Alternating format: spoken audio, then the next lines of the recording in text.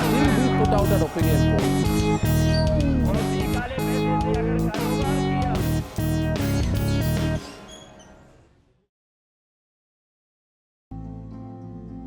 Mining का नाम मत निकालने का और कोई भी माइनिंग का नाम दोबारा मुंह से नहीं लेने का। एक भी पॉलिटिशियन के इसमें दम नहीं है बोलने के लिए मैं माइनिंग चालू करेगा। बेकार है, हम क्या करेगा। 12 में बंद किया तो बेकार है। Mining was stopped by Mr. Manohar Parrikar, the then Chief Minister of Goa. He is on record saying that I close mining, not Supreme Court. यदि कोई अवैध खनन किया है, इसका मतलब क्या है? उसने हमारा संपत्ति, हमारा धन, हमारा सामुदायिक संपत्ति को चोरी किया। उत्तर गोवा की सैंकलिम विधानसभा क्षेत्र के तमाम गांवों से गुजरते हुए हम पिसुरले गांव पहुंचे। यह गोवा के मुख्यमंत्री प्रमोद सावंत का विधानसभा क्षेत्र है। रास्ते भर हमें सड़क के किनारे बड़ी संख्या में बेकार खड़े ट्रक नजर आए। 10 साल पहले इन्हीं ट्रकों का इस्तेमाल गोवा की लोहा खदानों से आयरन ओर यानी लौह अयस्क की ढुलाई के लिए होता था। ऐसे हजारों ट्रक आज इस इलाके में जंग खा रहे हैं। सो मैं 2001 से लेके मेरा धंधा था वो टिप्पर का। मैं तिने घाट से लेके गोवा में माल लेके आता था। उस समय 30-40 हज़ार पेमेंट मिलता था पूरा गाड़ी का ये करके, पूरा महीने का। उसमें ड्राइवर, उसमें इंस्टॉलमेंट, हम लोग खुशी था। 30,000 कमा के भी बहुत खुशी था। उस समय चैसी भी गाड़ी का बहुत कम था रेट। बाद में 2005 में फिलहाल मेरे को इधर कांटेक्ट मिल गया अपने ही गांव में। मेरा बाप का उधर होटल था, बाद में मेरा प्रॉपर्टी था। वो समय लेके मेरे को कांटेक्ट मिला टिम्बलो प्राइवेट लिमिटेड कंपनी में। हमारा इधर एक फोमेंतो प्राइवेट लिमिटेड है और टिम्बलो प्राइवेट लिमिटेड है। ये दोनों भाई हैं, बहुत बड़ा बहुत हैं। उसके दुआई से हम लोग भगवान को जितना मानता था उतना ही ये कंपनी को मानता था। यही कंपनी से हम लोग इतने गरीब से लेके 2010-11 तक हम लोग बहुत ऊपर आ गया। उस समय धीरे धीरे करके मैं टिप्पर ले लिया, 1 करके 2, 2 करके 3। बाद में 2005 में मेरे को कॉन्टैक्ट मिल गया। उस समय मैंने क्या किया, टिप्पर कम पड़ने लगा मेरे को। धीरे धीरे करके मैंने एक 4 टिप्पर बढ़ाया। बाद में 2008 में बहुत ये हो गया इधर तकरीब, मतलब माइनिंग का बहुत ये हो गया। 8 से लेके 8, 9, 10 तक बहुत मतलब कमाई होने लगा। ये देख के लोगों ने भी टिप्पर लिया, बहुत लोगों ने। मैं भी टिप्पर बढ़ाया। मेरा खुद का लोडिंग पॉइंट था, मेरा खुद का कॉन्टैक्ट था, इसलिए मैंने ले लिया। बीच में मेरे को एक पार्टी था, उसने मेरे को पैसा दे दिया 2011 में। 11 में मतलब 2010-11 में मेरे को पैसा दिया। सेठ तुमको गाड़ी को, हमको गाड़ी में कम पड़ रहा है इधर लोडिंग पॉइंट के लिए, थोड़ा तुम गाड़ी बढ़ाओ, मैं पैसा देता है करके उसने पैसा दे दिया। मैंने पैसा लिया, टिप्पर खरीद लिया। बाद में मैंने क्या किया, उसका धीरे धीरे करके पैसा देगा, यानी मैं थोड़ा कैश मेरे पास रखा और बाकी का टिप्पर को डाल दिया और टिप्पर ले लिया। बाद में धीरे धीरे करके 2012 में माइनिंग बंद हो गया। एक्चुअली 2011 में हमको फ़र्क पड़ गया, इधर लोडिंग पॉइंट में बहुत फ़र्क पड़ गया। 2011 से लेके धीरे धीरे करते करते 12 में पूरा ये हो गया, प्लस हो गया माइनिंग। और बाद में ट्रांसपोर्ट होने 2012 में बंद हो गया और जेटी का माल वो 2011 में ही रो के लोडिंग। मैं एक समय 1 महीने में 2 लाख 3 लाख ये लेता था, लोडिंग करता था। उस समय कितना 60-40 हज़ार लोडिंग किया, वो भी क्या उसमें टिप्पर था मेरा, ये था। बहुत मेरे को लॉस हुआ। मेरे पास 1 करोड़ का मशीन भी था, बहुत मतलब बहुत मेरे को लॉस पड़ गया। उसके बाद मेरा हालत बहुत ख़राब हो गया। बाद में मेरा माइनिंग का 2012 में बंद हो गया। सो धीरे धीरे करके उसने 2013 में जो मेरे को पैसा किसने दिया था, उसका भी उधर टिम्बलो प्राइवेट लिमिटेड कंपनी में कॉन्टैक्ट चलता था। उसने धीरे धीरे करके 2013 में मेरे को केस ठोक दिया। केस ठोक के चेक बाउंस करके केस ठोक दिया। उस समय हम लोग बहुत ये हुआ था, मतलब क्या, ये 2 साल में मैंने मेरा जो पैसा था वो मशीन को, टिप्पर को और अपना कार को इंस्टॉलमेंट में भर दिया। मतलब 2000 चालू हो जाएगा, 2012-13 तक हो जाएगा। मतलब जो पैसा क्या था उधर लगाया ना, तो उस समय इतना मेरा ये नहीं होता। फिर भी मैं 2013 से लेके 2018 तक मैं केस लड़ा केस में बाद में क्या 19 में मेरे को चेक बाउंस का 1 साल सजा दे दिया उसने मेरे को, अच्छा, आपको जेल भेज दिया? और जेल भेज दिया। 19-20 में मैं कोलवार जेल में था। उस समय हमारा भगवान इधर गणेश जी इधर घर में था और सब देखने वाला मैं ही था। छोटा बच्ची है देख मेरा, ये भी जज को बोल दिया मैंने, छोटा 8 साल का मेरा बच्ची है, मेरे ऊपर दया करो। मैं एक टाइम बहुत कमाता था, बहुत गरीब लोगों को बहुत टिप्पल लेके दिया, बहुत किया मैंने इधर। तो अभी हम जहाँ बैठे हैं, ये आपका शॉप है यहाँ पे, तो ये कब खोला और ये डिसीजन कब लिया आपने कि ये खोलना है आपको? मैं ये डिसीजन लेने के लिए एक भगवान की है समझता हूँ। और दूसरी बात है मेरे को बोलने के लिए आंखों में आता है। एक टाइम में 1 लाख लेके घूमता था, लेकिन व्यसन कौन सा नहीं था मेरे को, कुछ ऐसा आलतू फालतू का नहीं। मेरे पास 1 लाख है, बीच में कोई गरीब लोग देखा तो मेरे को मैं उठा के देता था। जब परिस्थिति वो गरीब लोगों के पास मेरे ऊपर आ गई, मैं समझा आते हैं मेरे ऊपर, भगवान ने भी मेरे को ये कर दिया। उस समय मैंने शॉप खोल दिया इधर। मेरे गले में मेरा 10 लाख का चेन था, मेरे ब्रेसलेट था कम से कम 10 लाख का हाथ में। अगर फिर से शुरू होती है माइनिंग यहाँ पर इस इलाके में, तो फिर से आप उस काम में जुड़ेंगे, फिर वो अपना पुराना काम शुरू करना चाहेंगे इसको बंद करके? मैं एक मीडिया के साथ आपका एक क्षमा चाहता हूँ, और क्षमा भी ये करने का मेरे को, माइनिंग का नाम मत निकालने का, और कोई भी माइनिंग का नाम दोबारा मुंह से नहीं लेने का। जे अपना जो देखा नहीं था, गरीब से हम लोग पेट लेके सो सकता था, लेकिन जो कोर्ट चकरी आज तक में कोर्ट चल रहा है वो माइनिंग के लिए, आज तक मैं भूखा मर रहा है माइनिंग के लिए। एक टाइम मेरे पास बहुत था, वो माइनिंग ने दिखाया, पॉलिटिक्स वाले ने दिखाया और हमको सुला दिया। तो इस पूरे इलाके में इस तरह के ट्रक, जिसको लोकल लैंग्वेज में टिप्पर कहा जाता है, बहुत सारी जगहों पर खड़े मिलेंगे आपको, क्योंकि माइनिंग बंद है तो ये काम नहीं करते या इनका कोई अभी उपयोग नहीं रह गया है, पड़े रहते हैं। तो हमने बात की शिवाजी नाइक से, उनके पास इस तरह के करीब 17 से 20 के आसपास ट्रक थे।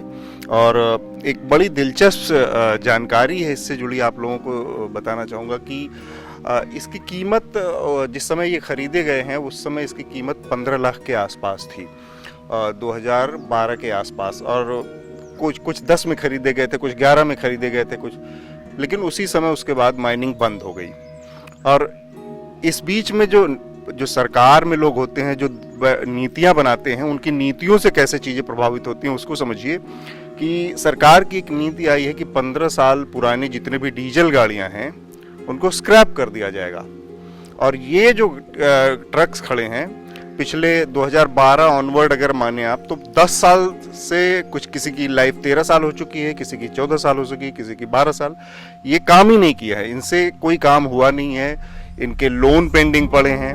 और अगर आज भी शुरू होती है तो किसी की लाइफ अगले 1 साल में ख़त्म हो जाएगी, किसी की लाइफ 2 साल में ख़त्म हो जाएगी, किसी की लाइफ 3 साल में ख़त्म हो जाएगी। तो ये अपने आप में एक बड़ी चिंता है जो ट्रक ओनर्स हैं कि अगर शुरू भी हो जाती है माइनिंग तो इनकी जो कीमत है, इनकी जो लाइफ ख़त्म हो जानी है, तब क्या करेंगे हम, तब कैसे इनका पेमेंट होगा।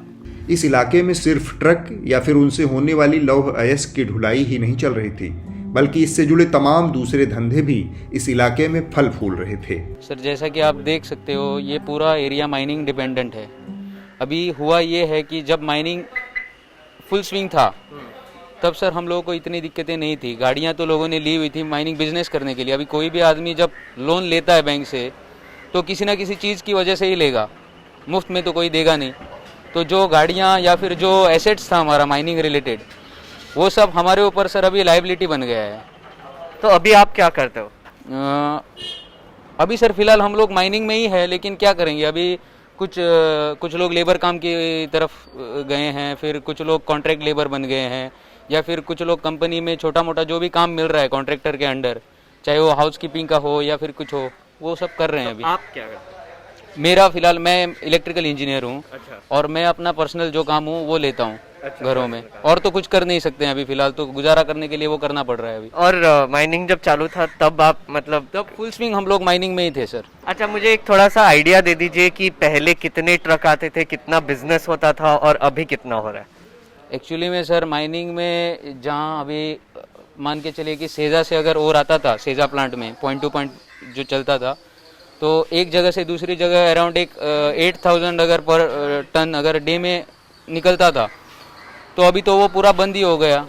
तो उस वक्त लगते थे 5-6 ट्रिप दिन में, तो अराउंड 3-3.5 हज़ार दिन का इनकम हो जाता था। देखिए सर, अभी आगे बैठे तो कभी कभी एक दिन में 100 रुपये भी नहीं होता है, 100 रुपये का इनकम भी नहीं होता है। एक बार कभी कभी होता है 500 तक भी हो जाता है, लेकिन कंपलसरी ऐसा ही नहीं रहता है, समझे ना आप। और पहले कितना होता था? पहले होता था 500, 600, 700, 1000 तक भी कमा सकता था पहले डेली का। अभी 100 रुपये भी नहीं खड़ा होता है एक बार। सर जैसा कि मैंने आपको बोला, जब माइनिंग फुल स्विंग था तो दिन में मेरे ख्याल से अराउंड 5,000 ट्रक इस एरिया में आते जाते थे। 5,000 दिन में। तो होता क्या था, उनमें से अगर मान के चलो 1,000 ट्रक भी इस एरिया से खाने के लिए गुजरे, तो किसी ना किसी रेस्टोरेंट पे तो रुक के उनको खाना ही है। तो मान के चलो अभी यही रेस्टोरेंट है, यहाँ पे अगर 100 गाड़ी भी दिन में मिल जाता था तो ये रेस्टोरेंट आराम से फुल स्विंग चलता था। नेवलिम गांव में संगमचारी ट्रक का गैराज चलाते हैं।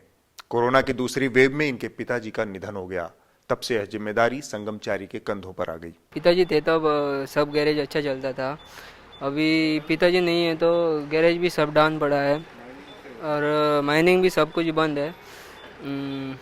पिताजी को क्या हुआ था? पिताजी को कोरोना हुआ था, बाद में उनको अटैक आया। हार्ट अटैक हुआ? हाँ, हार्ट अटैक हुआ। जब यहाँ पर माइनिंग चल रही थी तब आपके गैराज की क्या हालत थी? तब यहाँ पर किस तरह से काम होता था और अभी की क्या हालत है? कुछ अंतर है, कम हो गया, बढ़ गया? थोड़ा सा उसके बारे में डिटेल में बताएं। नहीं, तभी बहुत काम अच्छा चलता था। 2-4 कामगार हमारे अंडर काम करते थे और अभी कोई भी नहीं, अभी सब बंद पड़ा है। तो ये जो ट्रक देख पा रहे हैं, जैसे हम यहाँ पे इस समय देख पा रहे हैं कि यहाँ 7-8 ट्रक खड़े हैं अगल बगल, 8 से ज़्यादा, करीब 10-15 ट्रक यहाँ पे खड़े हैं। तो पहले की स्थिति भी ऐसी ही थी या इससे ज़्यादा हुआ करते थे आने लोग? बहुत ज़्यादा हुआ करते थे। तो अब ये ट्रक क्या किसी मतलब ये काम नहीं कर रहे हैं, ये केवल खड़े रहते हैं? खड़े रहते हैं, काम कुछ भी नहीं है, सब काम बंद है। अच्छा। और ये इससे जो आप लोगों की जो कमाई थी या आप लोगों का जो काम धाम था, उसमें आप लोगों की आय में गिरावट आई है, कम हुआ है? बहुत कम हुआ है, कुछ काम नहीं होता है। तो पहले कितने लोग यहाँ पर काम करते थे, अभी कितने लोग काम करते हैं? अभी दिन में 1-2 ट्रक आता है, पहले दिन में 10-15 ट्रक आ जा करते थे काम करके। नहीं, आपके यहाँ जो काम करने वाले लेबर थे उसमें भी गिरावट आई या वो लोग सब लोग? कितने थे पहले? अभी एक ही है, पहले 5-6 हुआ करते थे। अगर आपको माइनिंग की इकोनॉमी समझनी होगी तो फिर हम जो जगह पे है वहाँ पर मैं थोड़ा सा आपको एक पिक्चर देना चाहूँगा। हम जहाँ से आए हैं वो गराज है, वहाँ पे ट्रक सब रिपेयर होता है, मेंटेनेंस होता है। वहाँ पे ऑलरेडी उन्होंने बोला कि बहुत कम बिजनेस हो गया उनका। यहाँ पे हमारे साइड में एक ढाबा है, तो हमको अभी बता रहे थे कि यहाँ पर जो पहले ड्राइवर्स खाना खाने आते थे वो अब नहीं आते। हमारे पीछे अगर आप देखेंगे तो इलेक्ट्रिशियन और काफ़ी मेंटेनेंस के लोग खड़े हैं जो यही पूरे इकोनॉमी पे डिपेंडेंट थे, उनका भी बिजनेस अभी कम हो गया है पूरा। तो माइनिंग बंद होने की वजह से गोवा में जो इफेक्ट पड़ा है लोगों पे वो यहाँ पर हमको दिखाई देता है। साल 2012 में सुप्रीम कोर्ट के आदेश के बाद गोवा में लौह अयस्क का खनन पूरी तरह से बंद हो गया, लिहाजा यहाँ की लोहा खदानों पर निर्भर एक बड़ी आबादी के सामने रोजी रोटी का संकट खड़ा हो गया। Before the closure of mining, that is in 2012, there were nearly 27,000 trucks were carrying iron ore, doing transportation of iron ore business. Means that is almost it comes to 20,000 families were directly depend on mining transportation. रोजगार तो genuine concern है, बहुत सारे लोग बेरोजगार हैं। Number जो कह रहा जो पब्लिक में आते हैं उससे बहुत कम है, लेकिन है 10-20-30 हज़ार लोग बेरोजगार हुआ है या उनका इनकम कम हो गया है। कुडने, अमोना, सुरला, पाली, नावेलिम आदि तमाम गांव ऐसे हैं जहां की बड़ी आबादी इन इलाकों में मौजूद लोहे की खदानों पर निर्भर थी। यहां के ग्रामीणों को लगता है कि खनन अगर शुरू हो जाए तो उनकी जिंदगी बदल जाएगी। माइन चालू हो कमाई हमको बराबर जवळ महीना में हम बराबर 15-20 हज़ार पेमेंट था। हाँ, 20,000 पेमेंट था। और आप अब क्या करते हैं? अब क्या करता है, हम बेकार हैं।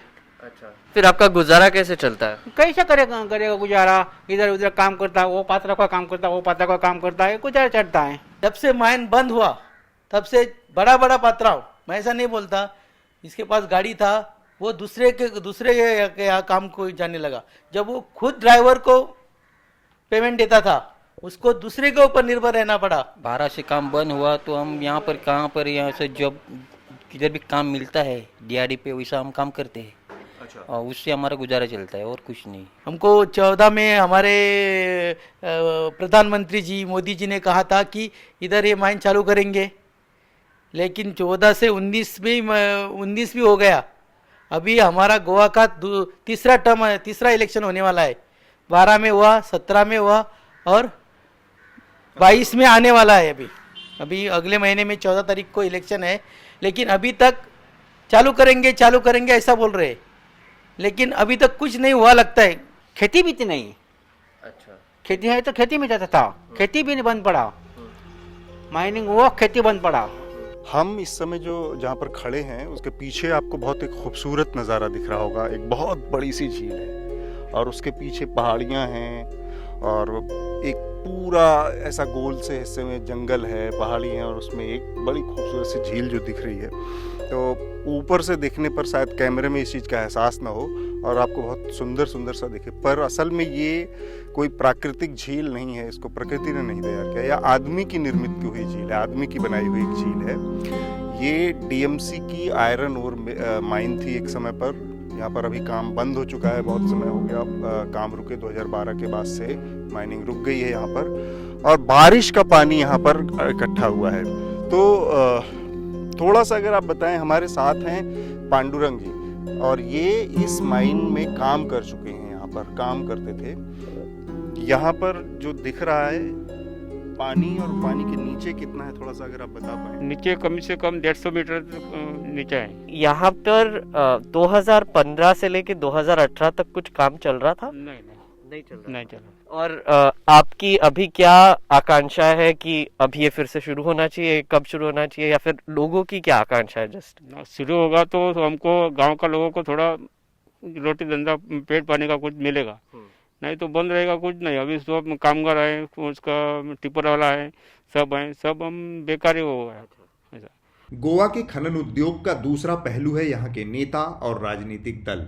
लगभग हर दल चुनावों में जीत के बाद गोवा में माइनिंग उद्योग फिर से शुरू करवाने का वादा कर रहे हैं, क्योंकि जो आबादी माइनिंग पर निर्भर थी अब वह एक बड़ा वोट बैंक है। Since last 10 years, we have been discussing this issue in the assembly.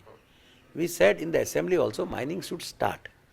You take all the steps, we will support. There has been unanimous resolution passed in the assembly that mining should be restarted. For that, even is legislature, some remedies are required, something is to be moved in the parliament, you move in the parliament. Congress party said, in fact, our then president Sri Rahul Gandhi also told the mining dependent people that our party will support. We also want that mining should start because it's a important industry, practically the backbone of Goa's economy, and lakhs of people are dependent on it directly or indirectly. Supreme Court has allowed mining. They said hold re-auction the mines. What is there to re-auction the mines or start mining? There is no hindrance. Government Sapati is the reason why mining has not started. I have followed up the matters. We have worked on the matters. I am associated with the matters in some form or the other. I know mining can be restarted in 6 months' time. It's just that there is no willingness. There is no willpower to do it. मैं कहकर चाहता हूं, चुनाव के बाद पारदर्शी नीलामी के जरिए गोवा की माइनिंग इंडस्ट्री 2 गुना जोश के साथ काम करना शुरू कर। लेकिन गोवा में माइनिंग से जुड़ी कुछ अहम दिक्कतें हैं। पहली समस्या पर्यावरण और पारिस्थितिकी के उल्लंघन की है। दूसरा मसला अवैध तरीके से होने वाला खनन है। तीसरी अड़चन गोवा में खनन को प्रतिबंधित करने वाला सुप्रीम कोर्ट का आदेश है। सुप्रीम कोर्ट ने गोवा में खनन पर प्रतिबंध का फैसला गोवा फाउंडेशन नाम की संस्था की याचिका पर दिया था। गोवा फाउंडेशन के रिसर्च डायरेक्टर राहुल बसु इस जटिल मसले को हमें विस्तार से समझाते हैं। हमारा 5 प्रिंसिपल है कि पहले वाले है कि हमारा ये जो खनन है, खनिज है, वो सामुदायिक संपत्ति है। दूसरी बात, ये हमारा संपत्ति नहीं है, हम सिर्फ न्यासी है आगे वाली पीढ़ियों के लिए। तीसरी बात, यदि हम लोग ये खनिज को निकाल के बेच देते हैं तो हमको वो उसका पूरा वैल्यू लाना पड़ेगा।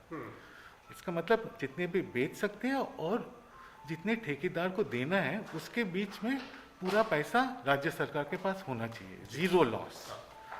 चौथी चीज़, ये जो पैसा मिलता है हमारा धन बेच के आगे वाली पीढ़ियों के लिए हमको रखना है, तो हम कह रहे हैं कि इतना ज़मीन हम तो खरीद नहीं सकते, इतना पैसा है, तो एक बड़ा म्यूचुअल फंड जैसे बनवाओ पूरा राज्य सरकार। पांचवी बात, ये जो खनिज था वो हमारा था, उससे जो फंड बना वो भी हमारा है, और उससे जो आय मिलता है वो भी हमारा है। गोवा के राज्य में जितना भी सिटीजन है सबको बांटो डिविडेंड जैसे। अभी माइनिंग तो 2012 में पूरा फुल 50 मिलियन टन हर साल में हो रहा था। सुप्रीम कोर्ट ने बताया कि अभी 20 मिलियन टन पे हमारा कैप है, और गोवा फाउंडेशन का कहना है कि जब 20 मिलियन टन पे चल रहा था बीच में 2017 में, उस समय भी देखा है कि पूरा डस्ट पोल्यूशन सब जगह है, तो हम लोग कह रहे हैं कि उससे भी कम होना चाहिए, 12 मिलियन टन या उसके नीचे भी 5 मिलियन टन के से ज़्यादा नहीं होना चाहिए, क्योंकि एनवायरमेंटल डैमेज दिख रहा था। अभी ये इमीडिएटली सवाल निकलेगा, 50 मिलियन टन के लिए इतने सारे एम्प्लॉयमेंट थे, लोग काम कर रहे थे, अभी आप कह रहे हैं 5 मिलियन टन, क्या होगा? तो हमारा कहना है कि यदि आप देखिए 60 साल का ये जो खनन हो रहा था, हमारा नेचुरल रिसोर्स पे बहुत डैमेज हुआ है। कुछ साल पहले वाइल्ड लाइफ सेंचुरी के अंदर खनन हो रहा था, तो वो सब बंद हो गया है, लेकिन वो वैसे ही छोड़ के निकल गया। वैसे अभी पूरा आप यदि गोवा में जाएंगे तो वो जो खनिज के ऊपर जो ओवरबर्डन रहता है वो बाहर निकाल के थोड़ा छोटा छोटा पहाड़ हो गया, आर्टिफिशियल पहाड़। और वो पहाड़ क्योंकि वो पत्थर नहीं है, जब बारिश होता है वो पूरा बह जाते हैं, अपना फील्ड्स में जाते हैं और फिर नदी में जा रहे हैं। तो हमारा कहना है कि यदि उसको रिवर्स करे जो इम्पैक्ट है, तो वो ओवरबर्डन डंप को निकाल के वो माइनिंग पिट जो कभी खुलेगा नहीं, वाइल्ड लाइफ सेंचुरी में कोई सवाल नहीं है खुलने के लिए, वो बंद कर दो, रिस्टोर करो, उससे तो नौकरी मिलेगा। जो भी लोग माइनिंग कर रहे थे, ज़्यादातर लोग तो ट्रकिंग और बाजिंग और ट्रांसपोर्टेशन में थे, ये भी तो ट्रांसपोर्टेशन ही है। और दूसरी बात, हमारा वो फील्ड्स और नदी को वो सब सिल्ट मटेरियल निकालो तो पूरा लैंड आ जाएगा, रोजगार भी आ गया। ओके, ठीक है। दूसरी बात सस्टेनेबल। तो पहली चीज़ हमारा कहना है कि जो कैप है एनवायरमेंटल के ऊपर, वो 5 से 6 मिलियन टन के लगभग होना चाहिए। उस कैप में 1 और 2 माइन ही चाहिए, ज़रूरत है। जब 1 और 2 माइन है, हमारा तो वो खनिज हमारा है, तो उस पर तुम सीटिंग लगाओ, हम सब पूरा गोवा के सब लोग आबादी वहाँ पे बैठ के देख सकते हैं कोई एनवायरमेंटल डैमेज हो या नहीं। और यदि हमारा कहना है कि यदि 5 साल में कोई भी रिपोर्ट नहीं आया है कि कुछ प्रॉब्लम हुआ है, तो वो लिमिट 5 से 10 कर दो, और यदि कोई प्रॉब्लम है 10 से 5 वापस आ जाओ। तो वैसा करके यदि काम सब ठीक चल रहा है तो कोई प्रॉब्लम नहीं। ये वो संस्था थी जिसने याचिका लगाई सुप्रीम कोर्ट में, और उसकी याचिका के ऊपर सुप्रीम कोर्ट ने बैन कर दिया। पूरी स्टोरी के दौरान हमने पाया कि इसके कुल 3 पक्ष हैं, और तीनों पक्षों को अलग अलग तरीके से समझना होगा। इस स्टोरी का एक पक्ष तो वो लोग हैं जो माइनिंग के कारोबार से जुड़े थे, माइनिंग इंडस्ट्री पे निर्भर थे, उनके रोजगार का मसला, उनकी रोजी रोटी का मसला, एक वो पहलू था। दूसरा इसका पहलू है जो इन्वायरमेंट की चिंता करने वाले लोग, गोवा फाउंडेशन जिसमें आता है, जिसकी चिंताएं बहुत वाजिब हैं कि भाई जो खनिज है, वो जो संपदा है, जो देश के लोगों की संपदा है, उसका किस तरह से दोहन होगा और उसके हिस्सेदार कौन लोग होंगे उसमें, ये सारी बहुत ज़रूरी सवाल हैं, उसको कैसे समझा जाए। तो उसके लिए गोवा फाउंडेशन का एक बड़ी भूमिका है, उसके बारे में हमने उनसे समझा। इसका तीसरा पहलू है जो इसका राजनीतिक पक्ष है, और वो यहाँ पर बहुत ही कहें कि बदसूरत तरीके से हमारे सामने आता है कि सुप्रीम कोर्ट में ये मामला है, सुप्रीम कोर्ट ने इसको बैन किया है पूरी तरह से, लेकिन गोवा के सारे राजनीतिक दल ये वादा करके चुनाव लड़ रहे हैं कि वो माइनिंग को खुलवाएंगे, उनकी सरकार बनी तो बहुत जल्दी ही माइनिंग फिर से शुरू हो जाएगी, इस तरह के वादे किए जा रहे हैं। कोई सुप्रीम कोर्ट के उस आदेश के बारे में नहीं बता रहा है कि आखिर कैसे शुरू किया होगा, कोई रोड मैप है उसका, उसके बारे में कोई बात नहीं की जा रही है। और दूसरा इसका एक बड़ा पहलू है कि राजनीतिक दलों का इसमें क्या हित है, किस तरह का हित है। अगर माइनिंग चल रही है और माइनिंग में रिफॉर्म की बात कही जा रही है तो ये दोनों चीज़ें आपस में क्या टकराती हैं, आपस में एक दूसरे से कॉन्फ्लिक्ट करती हैं, ये समझने के लिए ये पूरी स्टोरी हमने की है। और 3 पक्ष के बारे में मैंने बताया। मैं इसमें कोई अपना नज़रिया या अपना जजमेंट नहीं देना चाह रहा हूँ, क्योंकि आप तीनों पक्षों को देखें और फिर आप जज करें कि इसमें किसकी भूमिका कितनी सही है, किसकी भूमिका कितनी गलत है। ऐसी ही जनता से जुड़ी खबरें अगर आप देखना चाहते हैं, अगर आप चाहते हैं कि मीडिया आज़ाद होकर बिना किसी दबाव के काम करे, तो न्यूज़ लॉन्ड्री को सब्सक्राइब करें और गर्व से कहें, मेरे खर्च पर आज़ाद है खबरें।